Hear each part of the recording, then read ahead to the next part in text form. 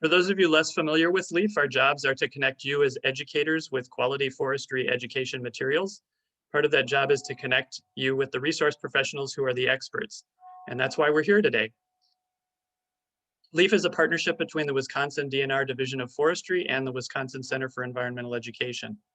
We have other LEAF staff here on the call, so if you wouldn't mind unmuting yourself and maybe showing us your face, please introduce yourselves, LEAF staff.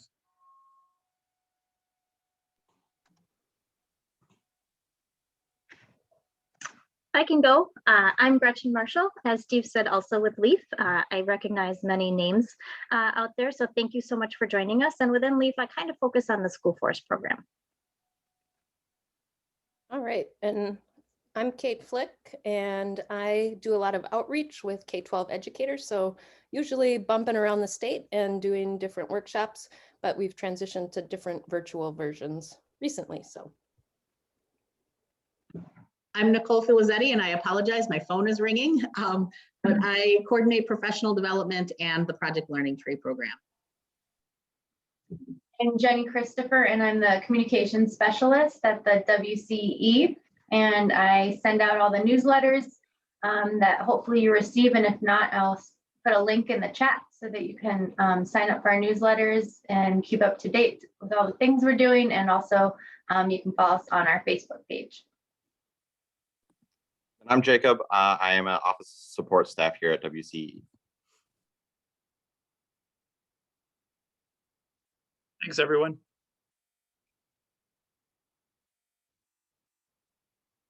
So here's a more detailed list of our offerings and services. Professional development for educators such as this.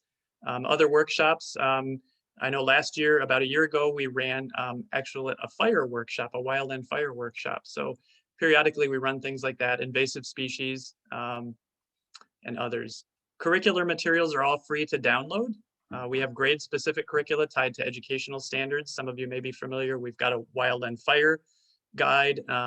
We also have urban forestry and our typical LEAF guide, which maybe more of you are familiar with.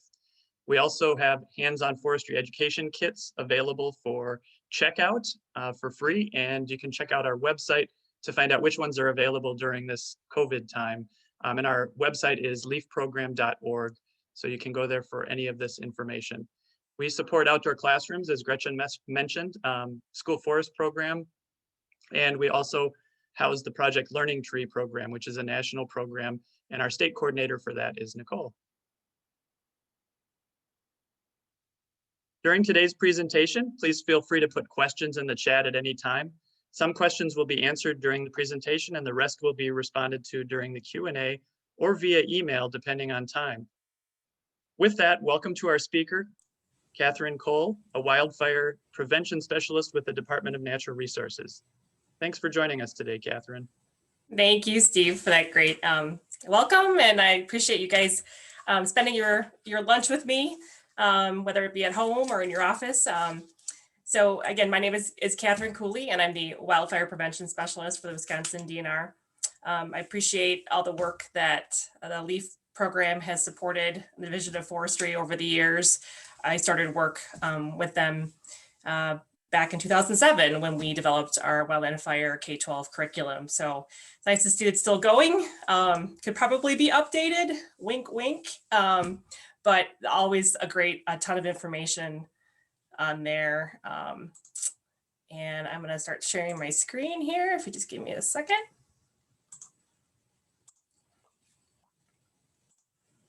All right, so you wanna give me a thumbs up if you got a visual? Okay, perfect. All right, so again, welcome. My name is Catherine, and just a little bit about myself. So I'm kind of like to refer to myself as Smokey's agent. So it's kind of the fun part of my job is kind of coordinating the Smokey Bear program in the state. I've been with the DNR for about 20 years now. My primary responsibilities are, again, coordinating Smokey. I manage our burning permit system. So, and also kind of that fire danger website, if you guys are familiar with that, where we, the Smokey signs that go low, moderate, high, very high, extreme. I handle the majority of our media relations in terms of fire goes. So I'm also a type 2 public information officer on wildland fire. So I represent the eastern area on a incident management team. And I get one of the best parts of my job is I get to go out west in the late summer months and help fight fires out there. And I, as a public information officer, and then I bring all that experience back here and get to mentor and bring in that experience here to Wisconsin. So I live in Minocqua, Wisconsin. So I live in the north, and along with my husband and 2 small kids. And we adopted a COVID dog early last year. So working through that. So today's agenda, and I guess, you know, just to kind of piggyback on what Steve said earlier, which is I have a very kind of casual presentation style. So please jump in if you've got questions. Steve's going to be monitoring. Steve, don't be afraid to stop me and let me know if somebody's got a great question they'd like to get some answers on. I know there's a class or 2 in the audience, so welcome to you guys, and I appreciate you jumping on. Hopefully you'll get a few nuggets out of this presentation as well, at least a little bit about wildland fire in Wisconsin. But the main focus is going to be, you know, kind of that overall, the big picture of how we fight fire in Wisconsin, our role in fire management, the 3 E's of fire prevention. You know, there's prevention is really education. That's a huge component of what we do. We have a ton of resources available if you are educators to be able to do programs, whether it be in the classroom or at a library setting or at an event. And then I'll just kind of give you guys my 2 cents on how I feel education, fire prevention is important. So just a quick kind of overview of our statutory obligation for the state of Wisconsin. So Wisconsin DNR is the primary entity for managing wildland fire throughout the state. It is the one hazard that we have primary responsibility for, and that's covered here in our statutory chapter 26. So we have to first define a fire, which is a wild, uncontrolled or running fire, whether it be in a field or marsh or in a forest outside incorporated cities or villages. And it's our responsibility with the Wisconsin DNR. We have the power and the authority in this jurisdiction related to all things related to prevention, detection, and suppression of forest fires. So it's our job to get the message out, to coordinate our detection program, the suppression program, making sure we have equipment and the right staff, training, safety, and everything as it relates to wildland fire. So here's kind of a snapshot of how fire is looked at in the state of Wisconsin. So in 2016, and there were, you know, this is the most recent study that we've done, but we've had, we take a look at the vegetation, the landscapes, the soils, the land parcels, you know, population, things of that nature. This helps determine our wildland fire risk. So if you look at those, they're called the FLs, they're called fire landscapes. And if you look at that 15, 9, 7, and 4, though that red area is going to be our high fire risk areas. So you're going to have those sandy soils, a lot of pine. You know, things are, you know, we traditionally have our large project fires in these areas. So that's kind of our main focus is going to be those areas of the state. And this is how we're organized. So we also manage our burning permits. So this is where we have jurisdiction to set permit requirements. In the kind of the orange areas, we require burning permits anytime the ground is not completely snow covered, 365 days of the year. In those kind of, what is that, chartreuse? Is that a chartreuse color? That's required, burning permits are required from January to May 31st. So usually after things green up in those areas, the fire risk kind of goes down. So in the white areas, we don't regulate burning permits, but we do have a lot of mutual aid agreements in some of those outlining areas when it comes to suppression. So what's our strategy? How are we going to fight a fire?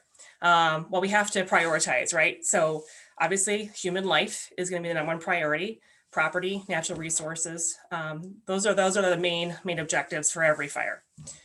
Strategies include prevention, safety, training, partnerships with other agencies and other government entities in order for us to get to a fire fast and put it out. So within fire management, we have suppression. So this is kind of, so I'm one of the unique people in the DNR where my job is all fire for the most part. And I have other staff within our section that their primary responsibility is fire. Most of our foresters in the state are integrated positions, so they have forestry and fire. So if you want to go into fire in Wisconsin, you're probably going to need to take some forestry classes. So, so definitely, if that's a career path that's of interest, certainly start taking some of those science classes right now. So within the fire section, we have operations, we have our suppression, there's a law enforcement component. We work with our partners. A lot of our fire departments are typically the first ones that respond to our fires because they're the ones that live in the community. And then we will take over from a wildlands standpoint. We also help with their training, fire prevention, which is my program, urban interface. So kind of where the forest meets the urban area, keeping those homes and communities protected from fire. We also just took over our prescribed fire program within the state. We also have fire communications, so to be able to talk to people on the fire is critically important. We also fabricate our own equipment. So in Tomahawk, Wisconsin, we have a cache and a fabrication program where we create our own equipment. So we have tanks attached to our different engines. So it's a really unique thing. Then we also share some of our equipment with other agencies as well, especially our fire departments. We administer a training program. We have to have training and standards associated with every position. Obviously, safety is critically important. So those are kind of the main components of our fire management program. So what are some of the goals that we have from a suppression standpoint? So obviously, we want to put the fire out, right?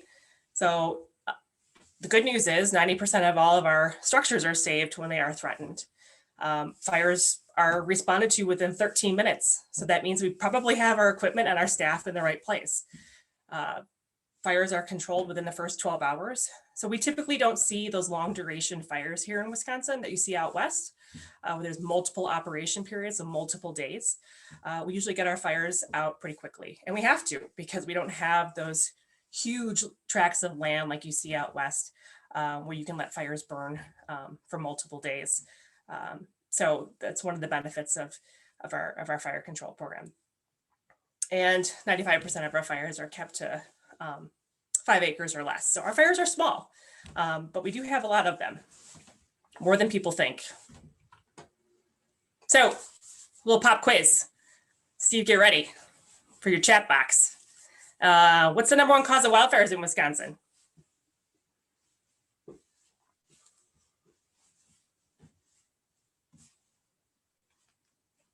Steve, you there? Yeah, I'm here, sorry. That's okay. So we've got one answer so far. Okay, what do you got? To actually people and humans and natural lightning, somebody put. I was trying to lead you somewhere. So yeah, 98% of our fires are caused by people. So, great answer. The fortunate thing about 98% of our fires being caused by people is that they can be prevented, right? So debris burning is actually the #1 cause of fires in Wisconsin. So folks burning their leaves, brush, pine needles, and typically this occurs in the spring.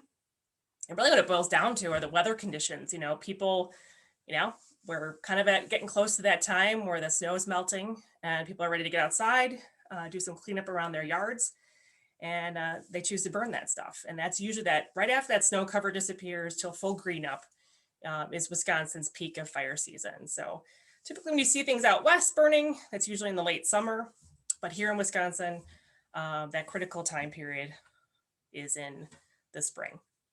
So on average, we have about 1,500 wildfires every year, burn about 3,000 acres. So again, they're small. And this is in that area, that kind of that orange and green area that was on the map that I showed you. So you have to take into account the fires that are happening in that cooperative area as well. So we, I would say double that number for the average, year in Wisconsin. Some other notable statistics, like I said, 98% of our fires are caused by people. Good news is they can be prevented. We lose, unfortunately, about 50 structures every year. But we also save about 500 structures every year as well. Annually, on average, we spend about $500,000, $500,000 a year on suppression costs. So that's a huge, that's a huge number. And unfortunately, we also have about 6 injuries and 2 fatalities from fires every year. And people usually, fatalities are indirect fatalities typically. So folks who are trying to put out their fires sometimes go into cardiac arrest or have some indirect injury or fatality associated with those fires. So, and the demographic for the people who are burning the debris are, we look at the numbers and the statistics every year, and it's kind of the males over the age of 50 who are kind of our target audience for debris burning. So I mentioned, spring, March, April, May. So we're getting into that critical time for fire season here. Summer, June, July, August, we typically, we might have a little droughty stretch here and there, but overall, once that vegetation greens up, things seem to really simmer down. We do have a little spike in the fall. Usually when things start to freeze, we get some of that dry dead vegetation again. Folks are burning their leaves. We usually see a little spike in the fall as well.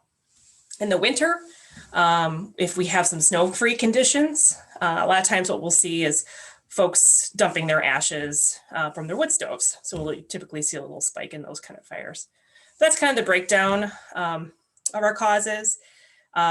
People always think campfires, are like a huge cause of fires in Wisconsin, or smoking. People always think smoking. And I think that's just from our, the old Smokey campaigns, but if you look at it, debris burning and equipment are really kind of the 2 main areas where we have our fires. So sparks from logging equipment or an ATV, hot exhaust system, dragging chains along the highway. Those are kind of the main causes here in Wisconsin. So what's the solution to preventing these fires? Well, you got to mitigate the risks. You got to, what's the goal? You got to mitigate the risks, reduce that unwanted human caused fire occurrence. We want to reduce the damage to property and our natural resources. And, we also need to strengthen our communications within our agency, our partners, and our neighbors, and increase suppression effectiveness through early detection. So, we do that through air detection programs, as well as getting the word out, having people call 911 immediately. Don't try to put the fire out yourself, so we can get our staff on the fire quickly and efficiently and get it out before it becomes a larger fire. So the 3 E's of fire prevention. So engineering, enforcement, and education is what we're going to talk about. And let's touch on the first 2, and then we'll kind of go into the meat and potatoes of it in regards to education. So what do you think? What do you think the sign is? Is that engineering, enforcement, or education? Anybody? Steve, what do you got? Jacob is going to monitor the chat from here on out, Oh, because Jacob. I've been kicked off the screen. So, Oh, gotcha. Yeah, Jacob. there's just one that just went in now, education. Yeah, perfect. You are correct. So education, right? We want to educate the public on what that fire danger is, as folks are seeing those signs when they're driving by. Perfect. Okay, so let's just talk a little bit about engineering. So how engineering is important related to fire prevention. So as you look at the image on the screen, you've got a little campfire ring, right? So we're manipulating that environment to contain that fire. So we want to make sure we have, either rocks around it, clean, the fuel load around it. There's no overhanging branches. So we've manipulated that environment to contain that fire so it doesn't escape and become a wildfire. We can also reduce the fuel load by conducting a controlled or prescribed fire. So it's very, very common out west as an objective to apply fire to the ground to reduce some of that larger fuel load in order to reduce the fire intensity. We don't do a lot of that here in Wisconsin in order to prevent fires, but we do a lot of prescribed fire as it relates to habitat management and invasives control. So using fire resistant building materials on structures. So there's a big push, especially out west, if you live in a fire prone environment, to consider using, asphalt shingles as opposed to cedar shake, having rocks as along your beds of your gardens versus mulch. So anything that could burn, because as that fire approaches, it will take down a structure. So enforcement, just having our, you see a fire engine go by. I don't know if you guys have ever seen the flatbed trucks with the dozer on the back, pre-positioned in a particular area. As the fire risk changes across the state, we move equipment around. Just having that engine parked there for the day in order to respond to a fire quickly, that prevents fires. That creates awareness, right? Burning permits. We issue burning permits to the public in order to have folks burn safe when conditions are safe. Warning citations. I guarantee you, if I give you a ticket for burning without a burning permit, you might tell your friends, and that helps prevent fires as well. Fire investigations and knowing what our causes are, knowing how fires are starting, helps us do our job as well from a fire prevention standpoint. So education. So this is kind of the nuts and bolts of why we're here, right? So education is related to, you could be talking about events, billboards, displays. Last year or 2 years ago now, gosh, I lost a year, didn't we all? Just 2 years ago, it was Smokey's 75th birthday. And we did a special insert for Highlights magazine. So, getting that in the hands of kids for all those kids who already have subscriptions to Highlights. Everyone in the state of Wisconsin got a special Smokey Bear Highlights insert that year. So media campaigns, right now I'm coordinating a media buy, TV, radio, print, advertising, media relations. So by doing a TV interview or having the news cover what the fire danger is for the day and any fire activity, that's education. We're educating the public, letting them know that right now is, a prime time for fire. And obviously in the classroom, anytime we have an opportunity to educate kids on fires and wildland fire in Wisconsin, it's obviously going to help prevent fires as well. So we kind of break things out to these different grade levels. So you got a K2 grade level, grades 2 to 4-ish, middle school, high school, and then adults and kind of general education is how we look at it. So we have tons of different resources that target the different grade levels. So in Wisconsin, and I took this out of our handbook, this is what drives the work that our foresters do here in Wisconsin. So our kind of, our target age group for fire prevention programs is going to be that K through 3rd grade is kind of where our focus is. That's our highest priority age group. So we try to get, a fire prevention message in the classroom once every 3 years. So at least they're hit one time in that block of time. So, we use Smokey, anything beyond 3rd grade, we don't like to have Smokey. Sometimes they know who's in the suit. Sometimes with the kindergartners, some of them get a little scared of Smokey too. So you got to be careful on both sides of the spectrum. We like to keep programs about 30 minutes. For those younger age groups, you got to, maybe that 10-minute mark is where we're at. But those target messages, playing with matches or lighters, difference between good fire and bad fire, consequences of carelessness, fire causes, and how you can prevent them, and what to do in the event of a fire, dial 911, and then obviously campfire safety. Campfires are always a really easy way to connect with kids. So Smokey Bear fire prevention programs. This is kind of what you think of like the traditional Smokey program, with Smokey coming in the classroom. Smokey can't talk, so he's got to have an escort with him. We do a lot of birthday parties with him. His birthday's on August 9th. We do kind of like flashcards, good fire, bad fire, and I'll show you guys a little bit of that in a minute here. Hugging Smokey. Don't you guys miss hugging? Probably can't do that anymore for a while, but someday we'll get back to hugging, bear hugs. So yeah, this is kind of this is what I remember as a kid, Smokey coming into the classroom. So, we have about 45 Smokey Bear suits across the state, which is pretty amazing, right? If there are opportunities to get Smokey in the classroom, we partner with our fire departments. Certainly, reach out to your local fire department and they can help fill the suit. We can't just loan the suit out to anybody. It has to be a government entity of sorts in order to adhere to the guidelines that are associated with the Smokey Bear use. So, but he's available, and in normal times, we hope to get him out there again. And actually, we're trying to do more, trying to spur a little bit more of the virtual stuff with Smokey as well. So we're kind of testing some of those things right now. So this is just an example of kind of that K4, resources that we have, and you can download these flashcards right off of the DNR website, our publication catalog. So we got Smokey's Friends, and on the back, it's got, kind of what the goal of it is, the target audience, and additional resources. And here's an example of one of the cards.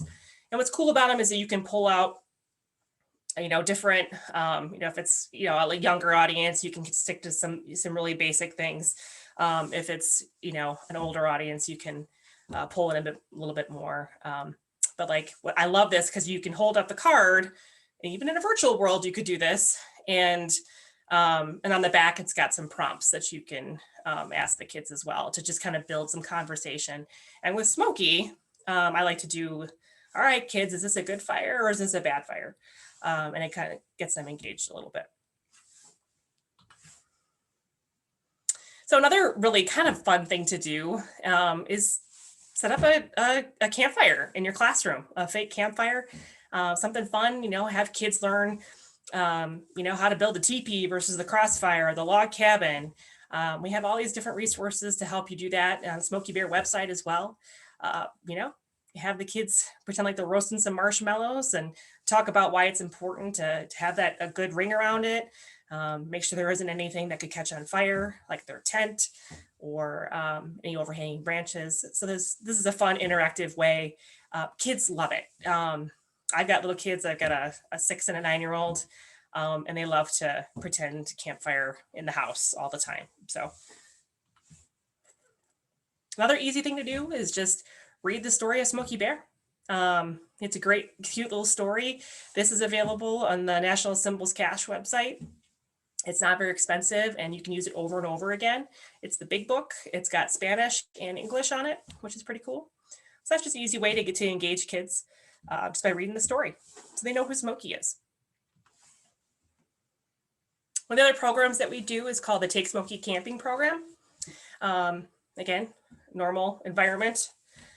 We would, send kids home with these little backpacks, and they can read the story, and they have a little doll, and they can do a little journal and talk about what they did with Smokey. We also have these at our state parks and state forests. It's on hold for this year, unfortunately, but that's another kind of a fun way. Libraries are great opportunities. You can also set this up at a library, and kids can check them out for the night, or have it in a classroom and have it just kind of travel around within the classroom. That's a pretty cool little program too. So a little bit older age group now, we're talking grades 2 to 4. A couple years ago, we developed this Weather to Burn activity book. And actually, I grabbed it here. So this is kind of a fun, downloadable, super easy. Again, how to make a rain gauge, keeping a diary of fire weather in the spring. What does it mean? The low, moderate, high, very high, extreme. What does that mean? What causes those adjective levels to change? Yeah, so kind of a fun little activity. Why does smoke from a campfire always follow you? Well, you can read about it in here. So really easy, it's free. So certainly consider that. So this is new this year. Hopefully you guys have heard of Flat Stanley. So Dale Hubert created Flat Stanley several years ago. It was a cute little way to get kids reading. So we got permission from Dale to do Flat Smokey. So with COVID, we thought, this is a great opportunity to get Smokey out there in kind of a fun way. And people are familiar with Flat Stanley. They probably know about it makes Flat Smokey a little bit easier. So it's just about fire education. And so you cut them out, you can slip them into a book or take them on an adventure, take a picture when you're outdoors and doing safe things with fire. So that's coming soon. It's going to be in our Natural Resource magazine. And I hope to have a downloadable printable one as well. This was actually going into one of our state forest inserts, which is going to be coming out here in the next couple weeks. Middle school. So as you get into the little bit older groups, this is when we want to start, talking about the good fire. So not all fire is bad, right? This is actually a really great little coloring book. And if you just search Fire Scientists Coloring Book on the web, this is a great little program that talks about good fire and bad, or how good fire is beneficial for the environment. So that's when you want to start rolling in some of that prescribed fire messaging. Middle school, high school, a really fun way to get kids engaged is to go out and do a structure assessment. And we have these brochures, and it's a basic, is it vegetation around your home? Is it rocks? Is it mulch? And you kind of go through, and it's just step by step. You could do your school, you could do an outbuilding, you can go to somebody's home and do an actual structure assessment to see how fire resistant it is. So that's a really neat, kind of a fun way to get kids outside talking about fire and understanding that they're potentially live in a fire prone environment. And then obviously I gotta give a plug out to LEAF. We developed the K-12 curriculum back in 2007. The one thing I really like about that program is it talks about the different behaviors that you're trying the big ideas that you want to get kids to kind of glom onto at the different age levels. So that's a really great way, and there's so many resources online today that I like the K-12 curriculum as a guide for searching for other ideas as well. So then you kind of know what messages are appropriate for the different age groups. So definitely keep that in mind, and like Steve said, that's all downloadable and free. And then there's also the Wildland Fire Kit. One of my favorite programs that I try to encourage our foresters to do is to just talk about their fire equipment, and talk about why a hard hat's important. Why do wildland firefighters wear gloves? Why do they need a radio? Well, they need to talk to each other, keep each other safe. Why is Nomex different from turnout gear from a structural firefighter? Well, they're different terrain. They're not walking into a building.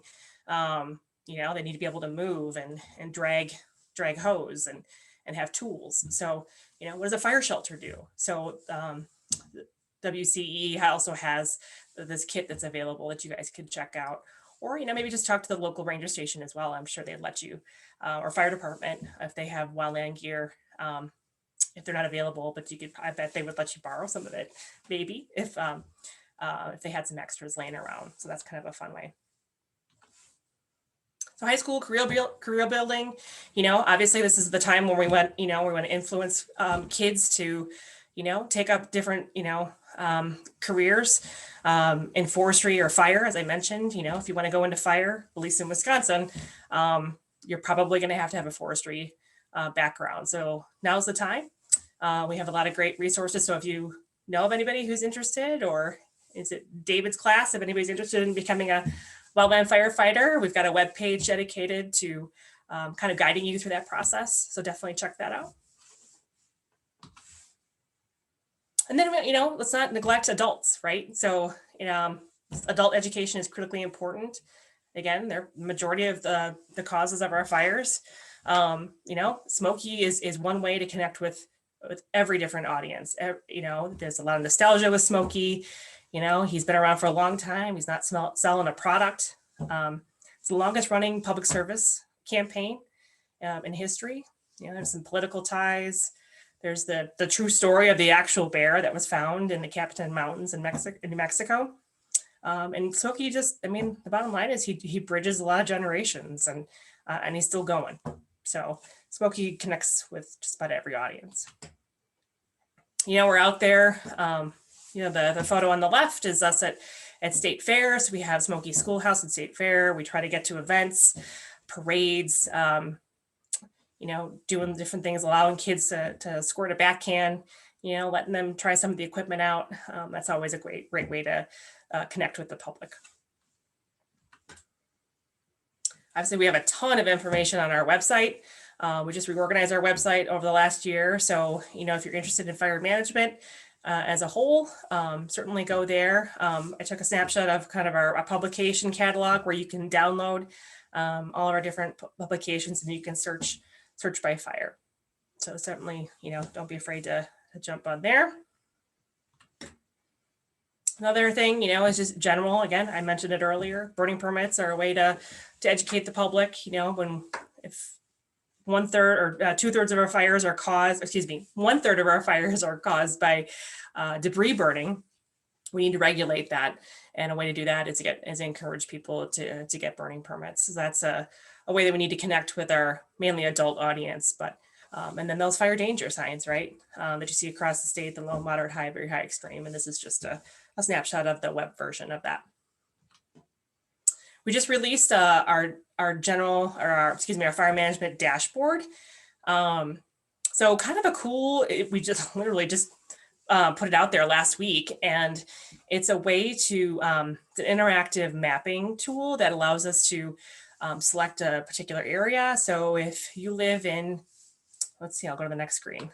If you live in Adams County, we can select Adams County, and you could see, you can zoom right into the, really tight to see the different fires. And if you click on the fire, you can see all the details of that fire.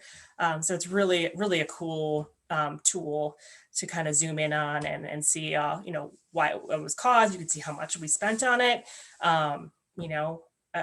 What fire departments, how many fire departments were there, different pieces of equipment. So it's a really neat, and as the fire occurrence happens this spring, those dots will pop up in real time. So that's a really, really neat tool. And then it also has all this historical stuff as well. And you can select filters. And if you guys are into mapping, you can export data into a mapping feature as well. So it's a really neat interactive tool that I'm excited that we're launching as well. So, and we are going to be doing a prescribed fire one. It's supposed to be out in the next 2 to 3 weeks. So that's coming as well. Media relations, this is huge for me. This is probably the majority of my job, is connecting with the public and using the media to help me do that. So, getting the local news to show that fire danger, that I believe this prevents fires. When you turn on the news and you see that the fire danger is high in your area, what do you think you might light up that debris pile? Probably not. Let's hope not. So getting that fire danger in the weather segments has been a huge success for us. And I think that we've prevented a lot of fires by doing that. Again, I mentioned, we got TV, radio, digital, print campaigns. I do podcasts, I write articles. There's a lot of different ways to connect using the media. So does it work? All this stuff that we're talking about, right? Does fire prevention work? So, studies have shown that fire prevention pays big dividends in the end. For there's a lot of what I like to say. People always ask me, well, how do you know fire prevention works? I said, well, I prevented 1.2 million fires last year. Who's going to challenge that, right? I don't know. I don't know how many fires we prevent. So we have to get creative in how we, the analytics that we use to prevent fires. So we do know that, anybody who gets a burning permit, 98%, burning permits are 98% effective. So if you get a burning permit, you're less likely to cause a wildfire because you got that burning permit. So anybody who chooses to burn a debris pile, get a burning permit. So our focus is, seeing those burning permit numbers go up. So we look at that. We look at web analytics. People are coming to our website. They're seeing, the live fire occurrence. So we have to get creative in how we look at that. How many events do we go to? How many school programs are out there? You guys are an analytic today by being here. So getting our educators to be engaged and bring it back to the local level. Those are ways that we kind of measure our success. So, we know that by doing these fire prevention programs, it shows care for the environment, right? It extends to other behaviors, by saying, only you can prevent, wildfires, it shows care for the environment. You might be more apt to recycle or, do a roadside cleanup program. One of the things I really like is I like to use the youth to reinforce messages with adults. So by doing these little fire prevention programs, even though the kids aren't, a huge cause of our wildfires, they eventually become adults. And they usually go home to adults. So when they come home knowing, that, hey, it's fire season, Smokey came into my classroom today, that helps us get the message out to our real target audience. It builds community relations, knowing your local firefighter in your community, it's just, it's a good deal, building those relationships, being able to have those conversations. Been a couple times where I've showed up to my kids, T-ball practice, wearing my Nomex, and boy, does that strike up some conversations. So certainly, getting out there and making yourself available and having those conversations with your community can also prevent fires as well. And I threw this one in here. So, people still say today, right? Only you can, that's Smokey's saying, right? Only you can prevent forest fires. So in early 2000s, his saying was changed to only you can prevent wildfires. And that was because forest fires can have a good or a bad connotation. So they wanted to separate that out a little bit. So they changed it to wildfires to kind of talk about the unwanted human caused element. But it's funny because when you talk to the older generations, they all say only you can prevent forest fires. And then the younger generations are starting to say that only you can prevent wildfires. So people still know that phrase, they know who said it. And I'd like to keep it that way and kind of keep that going. So, and I think, Smokey continues to put a smile on everyone's faces. Everyone who sees Smokey, this is like an example. Just a couple weeks ago, we had a gentleman who did a snow sculpture in Stevens Point. And boy, he got a ton of accolades for that because everybody loves Smokey, especially when they drive by. So as educators, I just want to say, thank you guys for your service. It's been a rough year. We've all had to get creative. I totally get it. There's nothing better than at the end of the day, getting a little note like this after we go into the classroom, right? Thank you, Smokey, for coming in. So, but, again, teachers don't get enough credit, and I appreciate all the work that you guys do for my kids and our message as well. So that's pretty much the end. It's my kids, Miles and Vivian, so they love Smokey just as much as I do. Any questions, Jacob? There's currently, we got one coming in right now. So So David asks, we're on the Eastern Shore, Manawak County. Why does the DNR not regulate our burning permits? Our townships do it here. Is it due to us not having a high density forest? Yep. So again, those boundaries were created many, many years ago. So they're out. You're probably in that white area, the outside DNR protection. So you're in a cooperative area. So the fire departments have the primary responsibility and then set the permit restrictions and requirements there. So that's been historical. I think there are ways to put in like a petition or a try to get that to change. But I think the problem is you'd have to do large tracts of land attached to the boundary because we can't have fragmented land within that co-op area. It's kind of a complicated question to answer. And I don't know all the nuances behind it, but it has something to do with, old boundary drawing back in the day. And we just still kind of adhere to that. So I would say talk to your legislative representative if there's interest. How about that? And then also from David's class, Yeah. one of the kids asked, did you want to do your current job when you were in high school by chance? I always wanted to work outside. And now I have a job where I work mostly indoors, but I deal with all outdoor issues. So, like a lot of these jobs. So I do get to go outside, especially when I go out west. I'll sleep in a tent and get outside. But my job is primarily behind a desk, unfortunately. So I always love Smokey. I always love the idea of working, in the environment. There's something rewarding about being a civil servant. And I love it. I'm very fortunate. I just turned 45 last week and I still love what I do every day. And I'm very, very grateful for that. So I would say the key message is, follow your heart, do what you love, and you wake up smiling every day. Awesome. And then let's see here. I would also like to mention that we are nearing that 12:50 mark. So if people do need to leave, feel free. But yeah, we can continue to go through these questions if you'd like.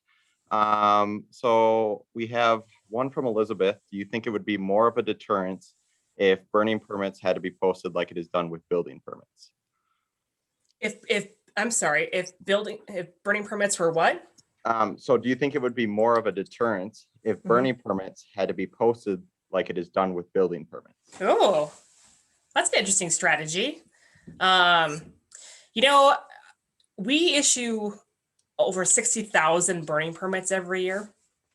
And we do require that a burning permit has to be present on the person when they're burning.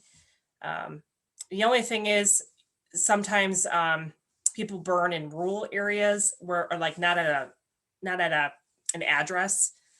It's interesting. It's an interesting concept. I like it. Probably some logistical things to think about, but yeah, I mean, you are required to keep the burning permit on you when you burn, in case law enforcement comes to check on you. But it's interesting is that the burning permits are so they're tied to the person. They're good for the year. It's kind of like a fishing license. So it just gives you the authority to fish on that lake, but you still have to know what the local restrictions are. So you still have to check the fire danger before you burn and whatever restrictions are in place. So yeah, it'd probably depend on the frequency and if you're actually burning, if you're burning at multiple locations, I'd have to think about that. But yeah, it's a neat idea. Great. So David's class says thank you for coming on by. I just want to put that in there if they leave early. Thank you guys. And also one more question here. How do you expect climate change to impact your fire work? Oh, that is the worst question. Oh, who asked that question? That'd be Kate. Kate. That's- Oh, really? That's an internal question. Oh, come on. Okay, so climate change, obviously, we know something's happening, right? I'm not a climatologist. I don't, I can only speak to what I see here in Wisconsin. Certainly, we are in a wet trend, believe it or not, here in Wisconsin. So a moderate kind of wet trend. But it's cyclical. It can change. So, I can't answer the greater, I certainly have my own personal feelings about it.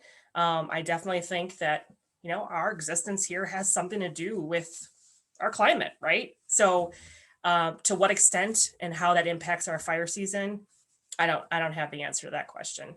But right now we're in a moderate stretch, but that can change certainly. Catherine, Kate also says happy birthday.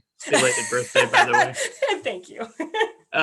Also, for everybody who's watching, there are some links that Kate has put into the chat. I'm staying away from the chat because it's, like I said, kicked me off 3 times from the whole Zoom. And so anyway, you can look at some of the DNR links there, including also one from our Leaf Wildfire Kit request. So if that's one that you're interested in requesting for your class, the link is there. You can also find it on our website, leafprogram.org. I will also share with teachers, we did a Wild and Fire workshop last year, and we put together a full resource page, which has lots of great links on it. And I can send that out to all of the teachers as well, everybody who registered. And Steve, if there's anything in the presentation, don't, you're like, oh, I want that wildland fire, that whether to burn, document, or I want to know more about Flat Smoky, send me an email. Happy to help you out. So certainly reach out if you guys have any questions. Okay, will do.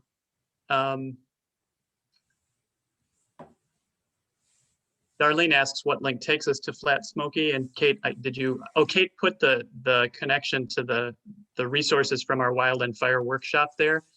So if anybody wants to grab that, you could do that now from the chat. And Darlene asks, what link takes us to the Flat Smoky and other educational resources? Is that something that's available now? So the Flat Smoky, I'm still kind of tweaking it. So I had some specific requests for like specific publications. So I'm just kind of working through that right now, but I will have a downloadable Flat Smoky. And I would say just keep checking that the DNR publications that I'm going to go back to it. Just go to the DNR homepage and go to, publications, DNR publications or forestry publications. And then you can sort, and that's where the majority of my resources are going to be posted, as well as Flat Smoky when that comes available. But it will be in the Natural Resource Magazine this June.